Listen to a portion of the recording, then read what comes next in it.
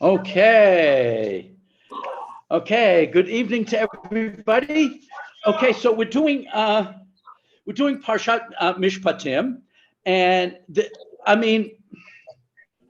depends how you look at it. You could say that doing Mishpatim is very easy, or you could say, oh, mute. I have to mute everybody. Okay. Sorry. Thank you. Thank you for reminding me. Okay. So you have to decide. You could decide that Mishpatim is very hard to do. It's very easy to do. The reason I say it's different than what we've been doing till now, because rather than a cohesive story that starts at point A and proceeds, to point B, what we're doing now is that we have sort of a potpourri, if you will, of mitzvot. So some people find it, easy. I just pick one mitzvah and then, Shalom Al Yisrael. Or other people might say, no, I like to do something that sort of covers the gist of the parsha. So what I'm going to try to do this evening is both. I'm going to pick a specific mitzvah, but I hope I can convince you that the particular mitzvah that I've chosen also reflects the overall importance of this week's parsha. So just to set the scene, we finished last week's parsha with Mamad Har Sinai, the Epiphany at Sinai, the amazing revelation at Har Sinai, and then when Moshe Rabbeinu comes down, before we have anything with the chet, with the sin and the golden calf and all that, Moshe Rabbeinu meets with the Jews and he tells them a lot of the mitzvot.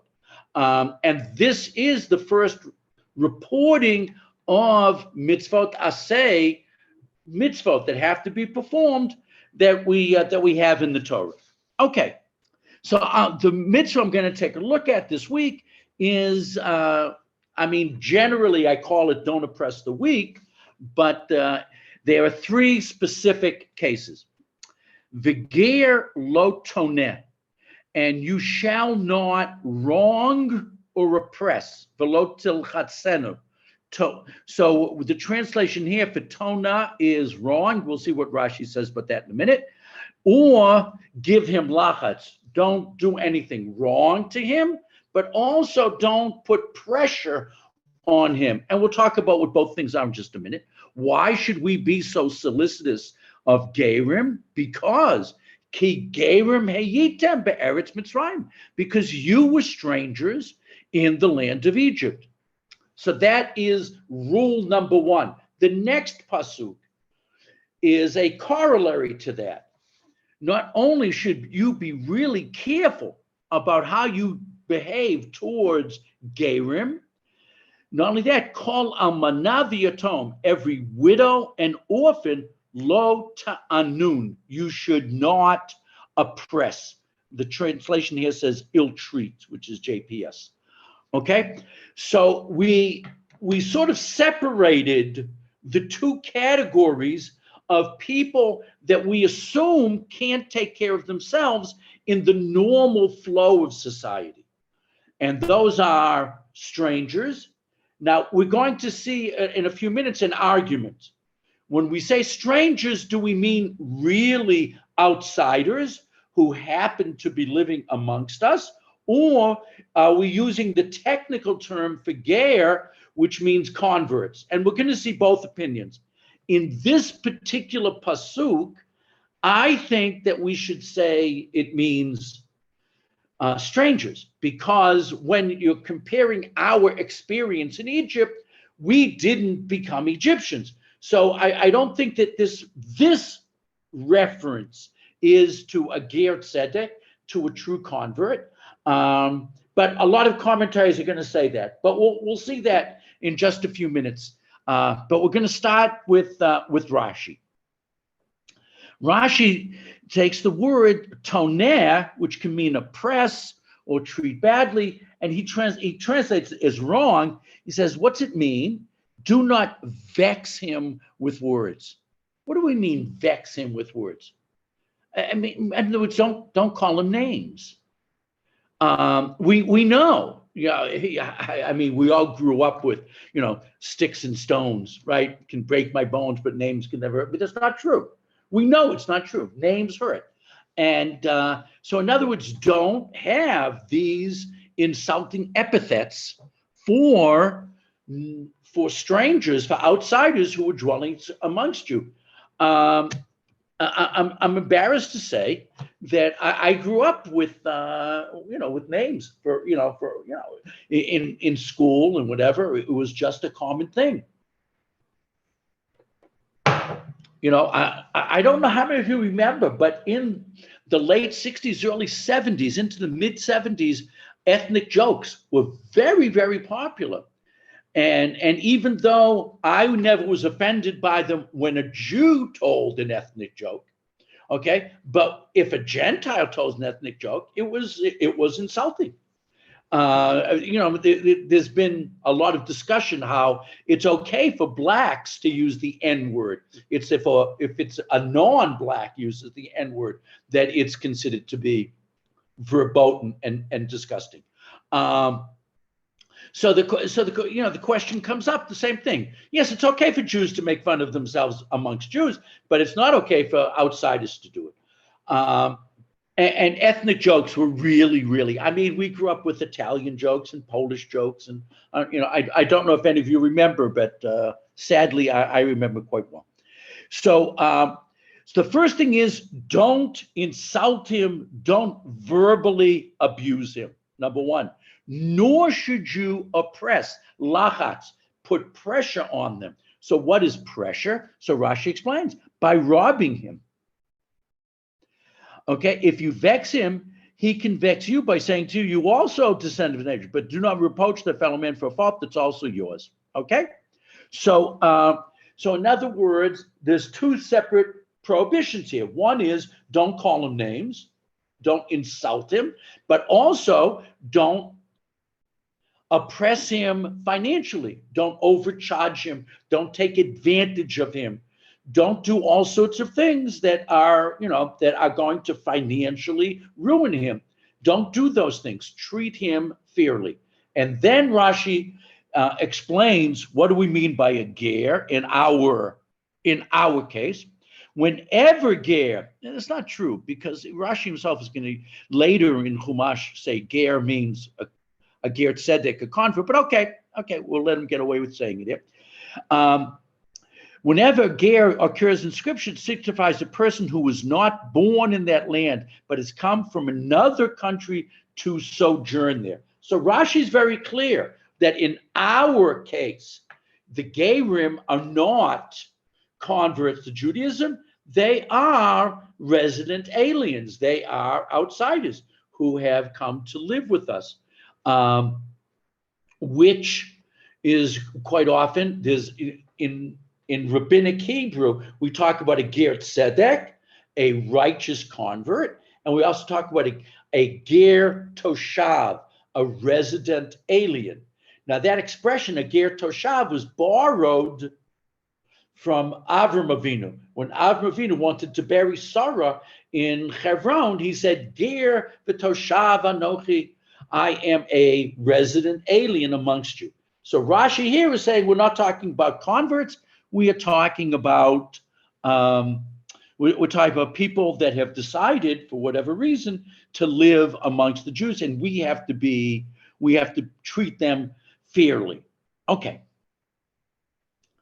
Rabbeinu Bechaye is interesting because he wants to talk about the term ger. Where's the term ger come from?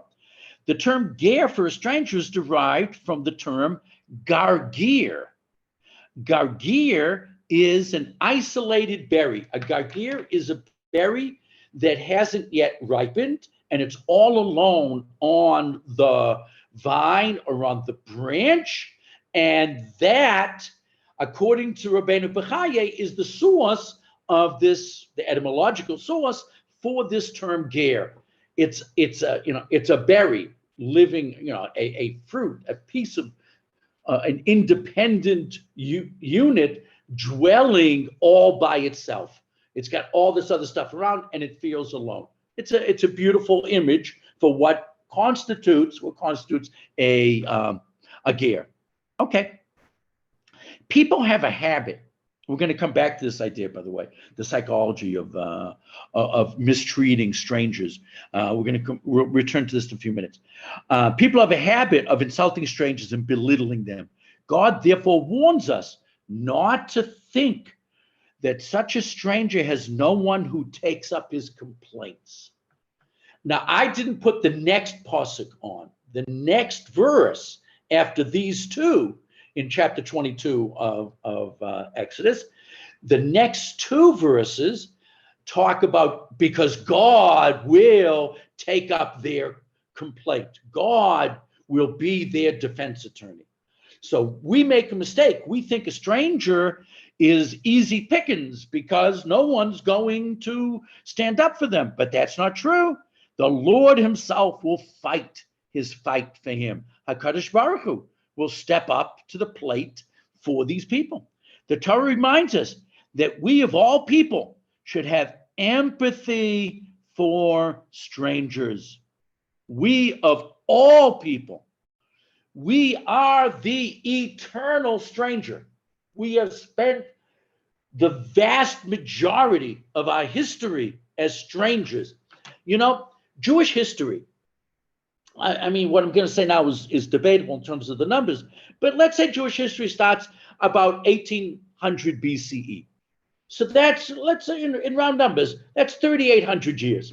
Out of those 3,800 years of Jewish history, Jews lived in their own country as the majority for only about 400 of them. We have been wanderers and strangers for the vast majority of our 3,800 years of existence. I mean, for like 80% of the time, we have been wanderers. Baruch Hashem, this is changing. We are living right now in the time period for the first time since 722 BCE that a majority of the Jews are living in Eretz Yisrael. Has it happened yet? Some estimates say that it's already happened, that a majority of the world's Jews are living here in Eretz Yisrael. Some people say it may take another year or two to happen, but Baruch Hashem, we are alive to see at least part of the dream of the Jewish nation. Number one, to have a homeland, but number two, that homeland would be the place for a majority of Jews to live. And that has not been true for the last 2,700 years. And it's just a remarkable thing. So we know what it means to be a stranger. God implies that just as he took pity on us, as we had no one else to turn to, he will do the same thing for strangers if the need arises. Interestingly, the Torah writes, you know the soul of the stranger. Ata makir, you recognize, you know, you yodeya, ata eta neshama, you know the nefesh, you know the soul of the stranger because you lived it. You understand what they're going through. You are aware that every stranger has low self-esteem and he has no one to turn to except, like God says, me, except to HaKadosh Baruch Hu. The Torah mentions immediately afterwards that we must not oppress widows or orphans, both of whom have been bereaved of their human protectors. Both categories are often taken advantage of by callous people. So if you are taking advantage of those people, you're really a nasty piece of work. Okay, so we should do everything we can to be kind and helpful and considerate for these people who theoretically can't take care of themselves, who theoretically have no one to stand up on their behalf. That's the point of Rabbeinu Bechaya. The Rambam Now, I'm only looking at the Rambam because I want to get to the explanation of the Rambam by Rav Hutner. So, but the Rambam, as a halacha, in his list of mitzvot, says, because he adopted our Torah, God enjoined more love for him. So the Rambam on our pasuk is saying we're talking about a ger tzedek. We're talking about a true convert. So this is a slightly different approach. But the halacha is still the same. You cannot oppress them. You can't remind them, you come to shul and you have a kippah on, you have your tzitzis out, but we know where you came from. We know that your parents were, Christians, blah, blah, blah, blah. God forbid, we should never do such a thing. But that's, according to the Rambam, what our pasuk is talking about. Okay. God commanded more love for him and added a special commandment regarding him. In many midrashic sources, it is pointed out that God has commanded us regarding the ger, the convert, similar to the way he has commanded us regarding himself by saying, not here, this is in Vayikra, this is later on, you shall love the Lord your God and you shall love the ger. Now, the ger that we're told to love is the ger tzedek, is the convert. The stranger, we're not told, according to most commentators, we're not told to love him, but we are told to treat him nicely and to take care of him and never, God forbid, to oppress or take advantage of him. Based on this understanding of the mitzvah to be kind to gerim, Rabbi Yitzchak Hutner, the Pachad Yitzchak Alav Shalom, makes the following observation. Rabbi Hutner explains that the Rambam's comparison of one's love for the ger to one's love for God has nothing to do with the weak and disadvantaged status of gerim. Now, we until now, in the previous two commentaries, both Rashi and Rabbeinu Bachai, have assumed that the reason we have to be so kind and solicitous towards gerim is because they can't fend for themselves. And since they can't take care of themselves, therefore we should not take advantage of them. And HaKadosh Baruch Hu said, not only should you not take advantage of them, but I am going to stand up for them and I am going to be in charge of their case. Rather, but this is a totally different approach. Rather, the Rav Hutner says, we must love gerim. I skipped a line. Rather, it is due to our admiration for them. Just as we do not love God because he is in need of our assistance, we must also love gerim due to their greatness, not weakness. It's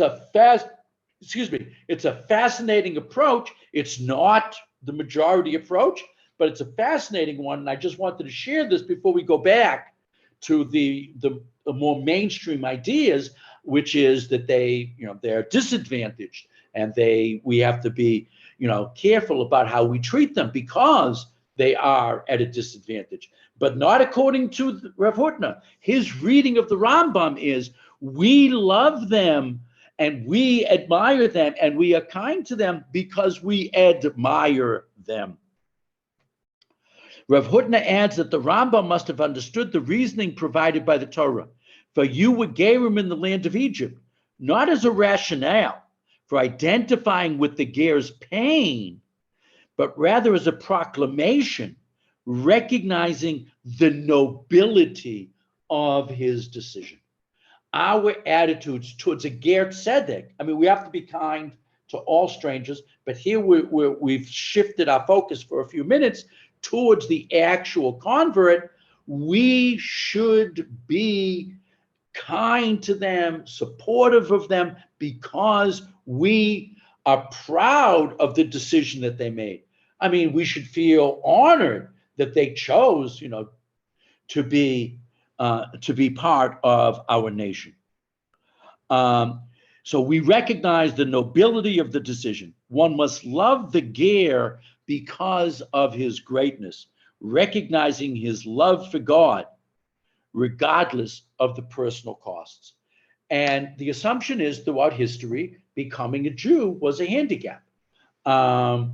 Nowadays, Baruch Hashem, it's not exactly like that. I mean, Rav Hutner wrote this sometime, I think, in the 60s. But already at that point, it wasn't uncommon for people to convert to Judaism, and there were people that were doing it because being a Jew, I don't want to say was an advantage, but it wasn't viewed as a disadvantage. And we know that there are people who have converted to Judaism so they could get citizenship in Israel. So today, becoming a Jew doesn't carry the same disadvantages that it once did in Muslim North Africa or Asia, or in Christian Europe, where people who tried to convert to Judaism were often killed. Today, there are advantages actually to becoming Jewish. But okay, that's a discussion for another time. Okay, Rav Sachs. Rav Sachs, like his was his methodology, has a beautiful philosophic observation of this entire premise, which I think is a very, very cool. Hatred of the foreigner is the oldest of passions. It's interesting.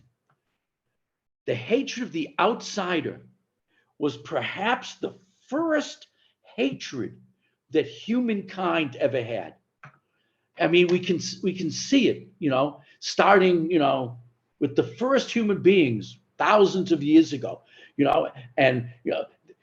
Somebody started a fire, and somebody who's not a member of the clan wants to warm himself by the fire, and the clan members said no. It's like it's something that's built into us. We're going to come back to this idea in a few minutes in Rav Sachs. Okay, it's built, this idea of protecting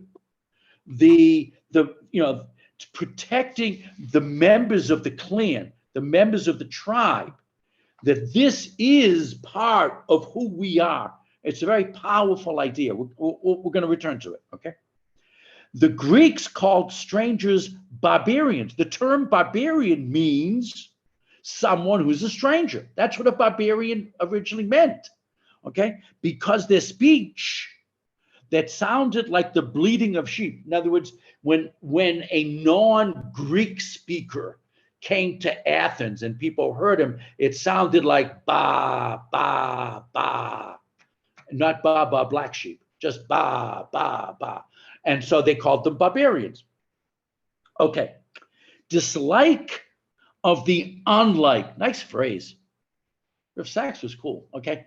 Dislike of the unlike is as old as mankind. This fact lies at the very heart of the Jewish experience. It is no coincidence that Judaism was born in two journeys away from the two greatest civilizations of the ancient world. Abraham's journey from Mesopotamia, or Kasdim, modern-day Iraq, and Moshe and the Israelites from pharaonic Egypt. So in other words, we, even before we were a people, we were already strangers. We estranged ourselves. We made ourselves different by leaving. We identify ourselves as the people who exited. That's what the Exodus is about. We date our birth as a nation not with the conquest of Israel, but with the Exodus from Egypt, which means that by our nature, we can be and often are wanderers, exiles, strangers. The Torah is the world's greatest protest against empires and imperialism.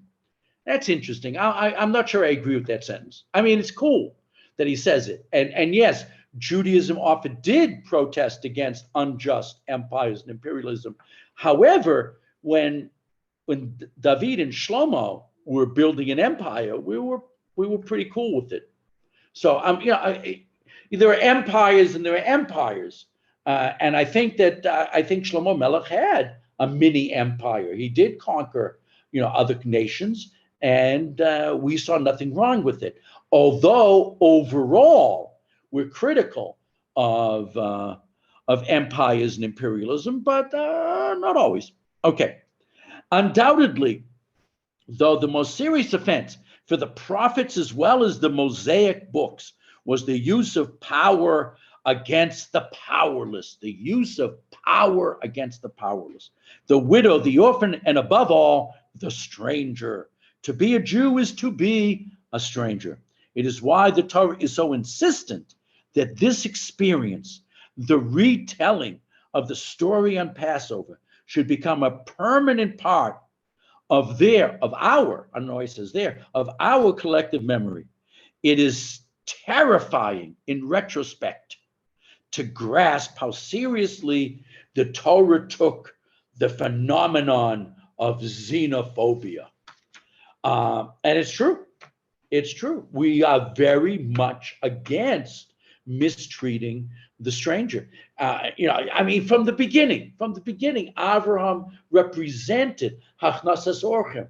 The sin of Sodom was how they treated the stranger, the wayfarer. From our beginning, this is how we tell the story. How do we begin? How do we begin the Pesach story? Arami Oved Avi. Now, even though we translated an Aramean tried to destroy my father, the pshat on that verse, Arami Oved Avi, which is from Devarim, really is my ancestor was a wandering Aramean, and that Avram wandered around. Some people say it was Yaakov wandered around. We again are the eternal stranger. Okay, Rabbi Sachs is not going to let go of that idea.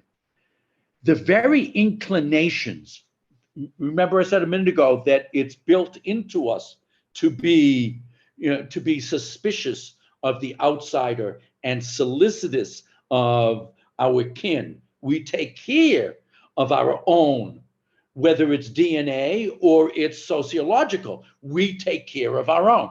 And so Rav Sachs is commenting on this reality, which is apparently a genetic reality. It's built into us. The very inclinations that bring out the best in us, our genetic inclination to make sacrifices for the sake of kith and kin. I have no idea what kith are, but okay, but I'll accept the expression kith and kin. I guess those are people that it's appropriate to give them a kith. Okay.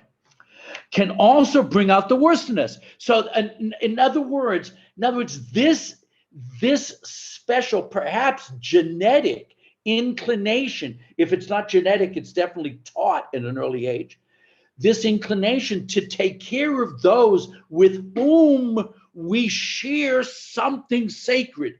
Now that sacredness may be a religion or a community or maybe DNA. But we have this very special inclination to take care of those who we feel connected to. This is built in, and this is important, and we should really work on this. There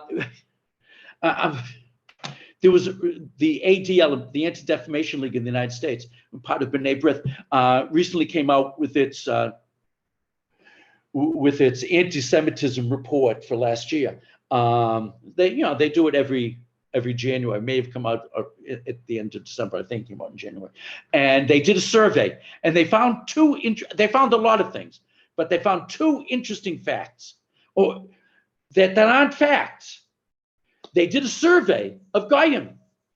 I don't know how they did the survey. I don't know how many Goyim they spoke to. I don't know if they went up to people on the street and said, "Are you a Goy?" to find out. I have no idea how they ran this survey, but I want to give you two results of the survey. The first one, which has nothing to do with the share, but I just find interesting, so I'm going to mention it. The first one is 38% of Americans. 38% of Americans believe that Jews in America care more about Israel than the United States. The first thing I thought of when I read that was, halavai. I wish that were true, but it's not. Only 25% of American Jews have even visited Israel. 75% of American Jews have never stepped foot in the land of Israel. So to think that, if when Goyim think, oh, those Jews, they love Israel more than America. First of all, it's not true. And second of all, I wish it were true. I wish it were true. If I had my druthers, I really hope that, but it's not true. Okay, forget about that one. That has nothing to do with the class. I just couldn't resist. The second one is interesting. 53% of Americans, 53% of Americans believe that Jews would prefer to hire a Jew than a Gentile. Again, I don't think that's true. I think that if we surveyed Jews, the number would be like 10% would say, I prefer to hire a Jew than a Gentile. But Gentiles think that Jews have this kind of clannish thinking. I don't think it's true. I think there are, certain, especially amongst the Orthodox. Remember, the Orthodox in America only represent around, 12 to 15% of the population. Amongst the Orthodox, there is more clannishness, and there are connections that you make in shul or whatever. Remember, the largest grouping of Americans, is the unaffiliated, which is today more than 50%. So this idea that Jews really hire Jews in preference to non-Jews, again, I don't think it's true. But it's saying about Jews that the perception is that we take care of our own. I'm not sure it's true. I wish it were true. Okay. We are tribal animals, and we are easily threatened by the members of another tribe. We feel threatened. Our livelihood, our sustenance, our safety is threatened when we see someone else. That maybe they're going to take our stuff, or maybe they're going to take our children or our wives. Note that these commands are given shortly after the Exodus. Implicit in them is a very radical idea indeed. Care for the stranger is why the Israelites had to experience exile and slavery before they could enter the promised land and build their own society and state. And I'm going to add temple. He doesn't say it, but it belongs there. In other words, before we could be Medinat Yisrael or Mamlechet Yisrael, Malchut Yisrael, we had to be strangers. We had to be slaves. We had to be outsiders, because only then could we do a good job of developing the right kind of country. And we're going to return to that idea in just a few minutes as well. Those who forget what it feels like to be a stranger eventually comes to oppress strangers. And if the children of Abraham oppress strangers, why did I make them my covenantal partners? Putting words into God's mouth. Okay, so in other words, we're supposed to live up to this credo started by Abraham and continued through our experience as slaves in Egypt.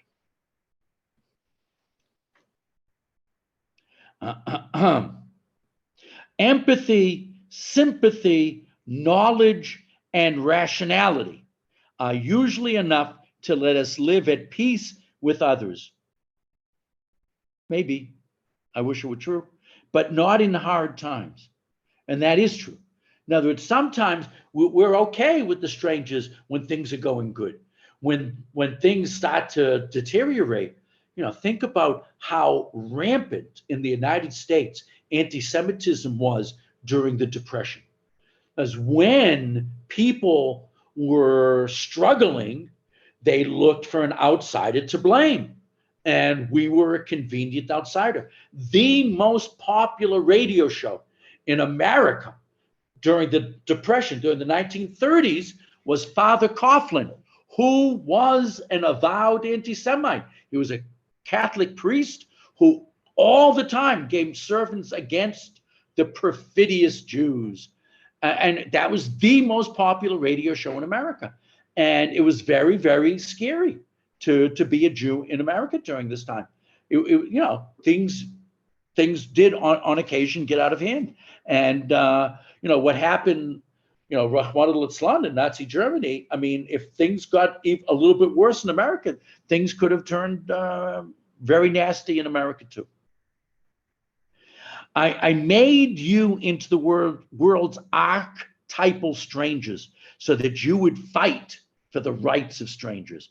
Our sojourn throughout diaspora and exile was to make us wonderful human beings who would care for others, wherever they are, whoever they are, whatever the color of their skin or the nature of their culture, because though they are not in your image, says God, they are nonetheless in mine. That's again a beautiful phrase from Rabbi Sachs, Oliver Shalom. We look at other people, whether they come from Asia or Africa or wherever, and we look at them and we say, they're not in my image, but HaKadosh Baruch Hu says, but they're in my image. Very powerful stuff and very beautiful. There is only one reply strong enough to answer the question, why should I not hate the stranger? Because the stranger is me. And that's just the truth. We are the eternal stranger.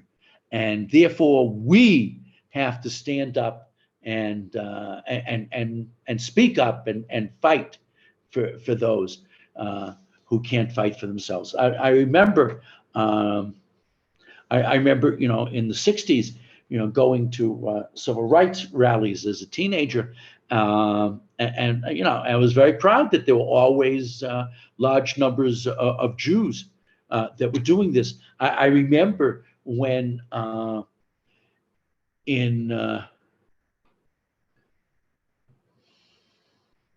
trying to remember when it was. There was I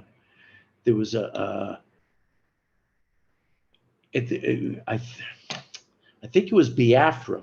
I'm trying to remember one of the terrible genocides going on in Africa. I think it was in Biafra, but I could get it wrong.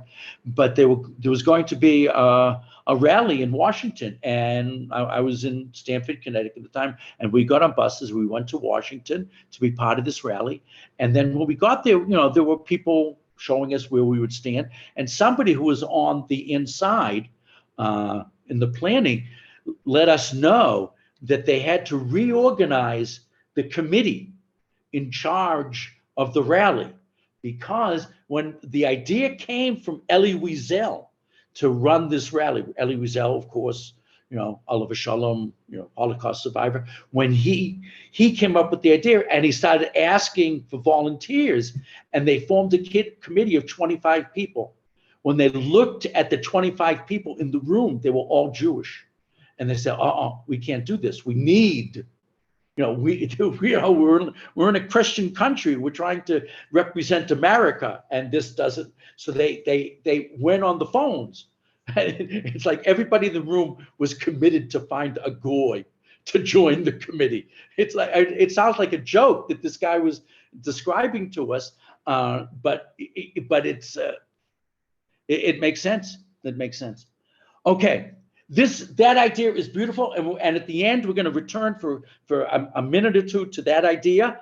But first, I want to take a look at something that was said by Rabbi Yoel ben Nun.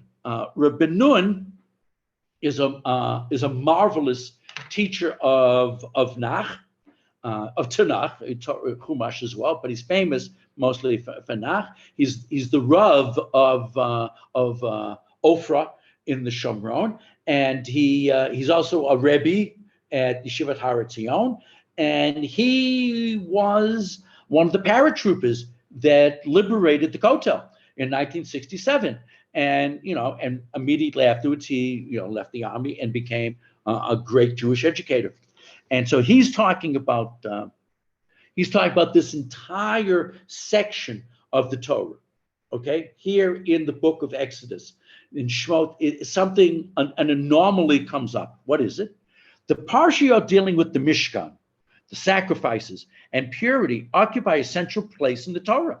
A lot of Torah space is given over to that material in the second half of the book of Shmot and in the first half of the book of Vayikra. We are left with the impression that the sacrificial service and the laws of purity stand at the center of the Torah's universe. I mean, you could walk away with that idea. We don't think this way. Maybe it's because we don't have the Beit HaMikdash. But, when Bezrat Hashem, soon we have the temple again, I hope we will look at, purity and sacrifices and korbanot as a central part. But today it's not. So we're less interested in this material today. Okay. And that without them, we would have no complete Torah at all. It is at the core, in the center of our Torah. However, the words of the prophets from Shmuel to Yirmiyahu, as well as the Psalms of Tehillim, leave us with an entirely different impression, according to which it is only those who are morally worthy to ascend the mountain of God and dwell in his holy mountain. Now, this, of course, is the Psalm for Sunday. I mean, we also say it when we put the Sefer Torah away on many occasions. But this is the Psalm for Sunday. And in the Psalm, we say,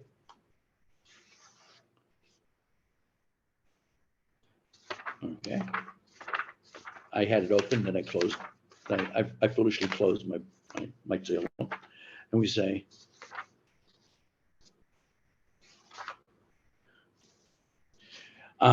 Mi ya'aleh bahar Hashem, who may ascend the mountain of God? Umi yakum bimkom kadsho, and who may stand in the place of his holiness? Niki kapayim, people with clean palms, uvar levav, and innocent hearts, asher lo nasa lashav nafshi, who have not raised my soul in vain, velo nishba lemirma, and have never sworn falsely. In other words, who are the people who can go onto the Temple Mount? Who are the people? So in other words, before we can give you all of these laws about purity and the temple and the korbanot, the offerings, and all of that material, we first have to give you a guide, a handbook for who are the people who have the zchut, the merit to participate in these holy enterprises. Okay? Whom he desires has no God has no desire for sacrifices. God doesn't need the korbanot. He has no need for offerings, and the sacrifices brought by people who are morally unworthy are certainly a sacrilege, causing the Shekhinah, the divine presence, to depart from Israel. However, an in-depth study of Parshat Mishpatim, in other words, before God gave us the laws of temple, purity, offerings, we have Parshat Mishpatim. Why? And especially the absolute law that constitutes an essential introduction to the Mishkan reveals a different meaning. The prohibitions of false reports, assisting the wicked, bribery, perversion of justice are prerequisites for being the people who can go on Har HaBayit, on the Temple Mount. Only a community that passes the moral test of Parshat Mishpatim is worthy of ascending to the holy and having the verse fulfilled in them, and let them, Vasuli Mikdash, and let them make for me a sanctuary that I may dwell among them. Vasuli Mikdash v'shachanti b'tocham, which we read next week. The covenant of the Exodus from Egypt and the revelation at Mount Sinai as a whole are prerequisites for entering the land of Israel. But the commandments of justice and righteousness are preconditions for ascending to the holy and the temple. Standing before the Lord in the holy temple is a wondrous privilege for the deserving, while justice and law and morality are the pillars upon which the temple stands, and without which it cannot exist.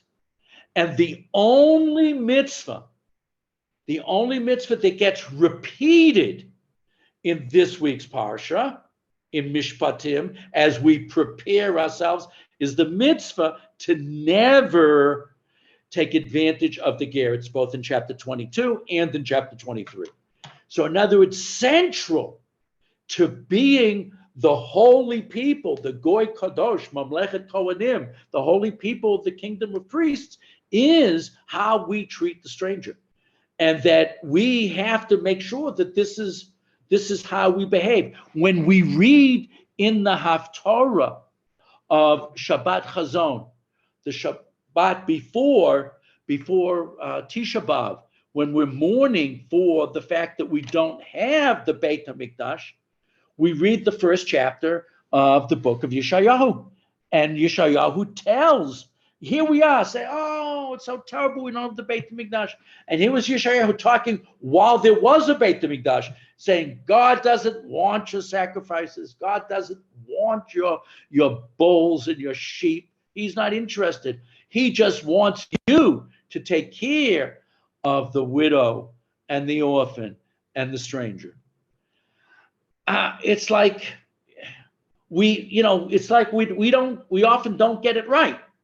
We put the cart before the horse. In other words, Kadosh Baruch Hu is letting us know that you want a Beit HaMikdash, you want to be close to me. It all depends on you being a mensch. And that's what Yeshayahu is telling us. And that's what our Parsha is telling us. Good. Be nice to people, and then you can have a Beit HaMikdash, and everything will be absolutely wonderful.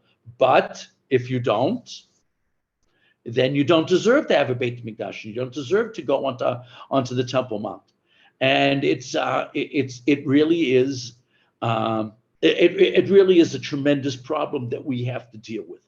And I think it's up to each and every one of us to make sure that we live in a society that takes care of this.